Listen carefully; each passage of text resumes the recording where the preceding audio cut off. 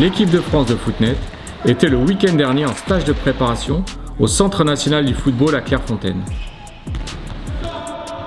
Une préparation aussi minutieuse qu'intensive pour les juniors entraînés par Julien Crespo et les seniors de Jimmy Libert. L'occasion pour nous de découvrir cette discipline qui rassemble environ 300 licenciés en France, mais compte de très nombreux pratiquants dans les clubs, comme le rappelle Vincent Voisineau, président de la Fédération française de Footnet.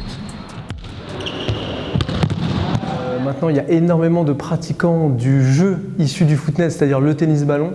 Il y a énormément de footballeurs et de personnes lambda qui connaissent et qui pratiquent sans savoir qu'il y a une véritable fédération et que c'est un sport qui est en train de bien se structurer et se développer. Depuis 100 ans, le Footnet est un sport majeur dans les pays de l'Est, notamment en République tchèque et en Slovaquie.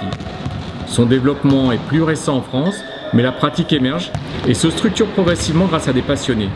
Une fierté pour le pionnier Jimmy Libert, sélectionneur adjoint de l'équipe de France.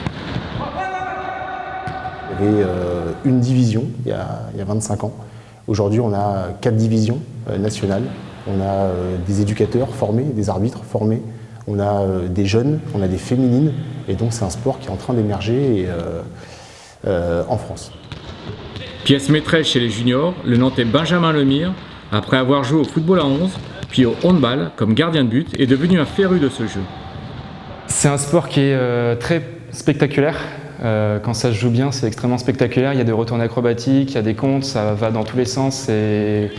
C'est une ambiance qui est particulière. En plus, ça reprend 3 sports quasiment, donc entre le volley, le foot et un peu le tennis, sauf que ça joue avec les pieds. Donc on aime jouer au foot, on aime jouer au tennis. Bah voilà, on peut faire les deux en alliant les deux avec le tennis-ballon, quoi.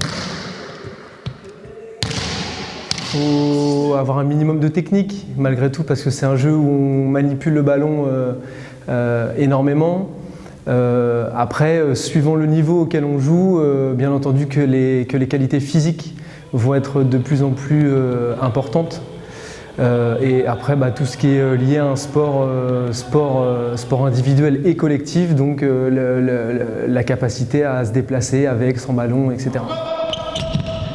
Encadrés par Cyril Vallet, juniors et seniors tricolores ont pu affiner leur préparation au cœur du camp de base des champions du monde.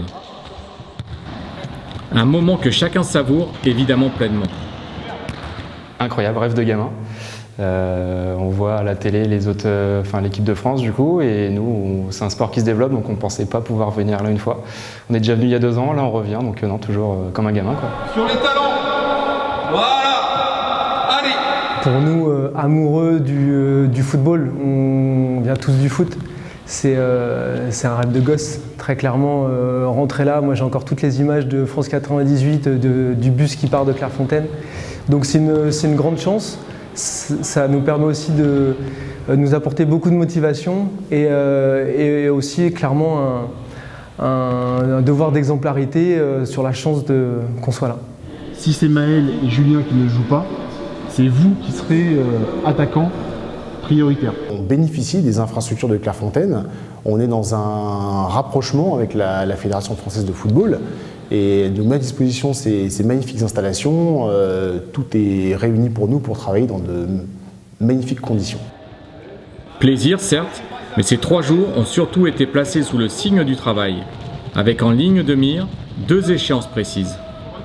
Les juniors, eux, ont un championnat du monde à préparer, un championnat du monde qui aura lieu dans 1 mois. Et nous, seniors, on est dans une année un peu de transition. On a eu un championnat du monde l'année dernière en 2018. Et on prépare le championnat du monde 2020 qui aura lieu à Prague. Donc les petits points faibles que vous avez, tirez-vous comme il faut par rapport à vos gestes, là, c'est important. Hein, partons tout en dynamique, là. Le programme il est particulièrement intensif.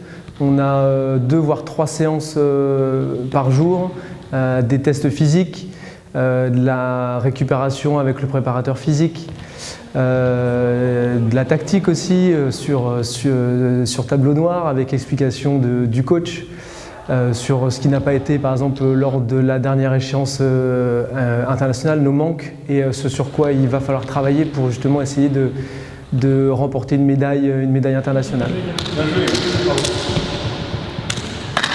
Il y a deux nations qui sont vraiment au-dessus de nous, c'est les Tchèques et les Slovaques. Voilà, c'est deux pays dont ce sport est véritablement ancré dans leur tradition là-bas, avec énormément de licenciés qui sont au-dessus du lot. Et puis derrière, il y a les Français, il y a les Roumains, les Hongrois, les Coréens et les Suisses. Et voilà, on est entre la 3e et la 7e place. On a fait une magnifique 3e place il y a 3 ans au championnat du monde en triple. Et voilà, donc on a l'espoir dans un an au championnat du monde de pourquoi pas obtenir de nouvelles médailles. Voilà. Oui, vous allez l'avoir le contreur, parce que le contreur il va bouger. Votre balle elle monte, mais on force le contreur à faire un choix. Mais ici, il faut qu'on essaye de mettre en place des schémas tactiques pour que vous trouviez comme il faut sur le terrain. Là, ça nous permet de trouver des automatismes, des habitudes et se perfectionner sur nos gestes, nos attaques, nos placements sur le terrain. On part du 14 au 18 novembre en Slovaquie, faire les championnats du monde junior. Donc là, on prépare depuis là, début de saison, on est à fond dessus, donc focus à fond sur le championnat du monde.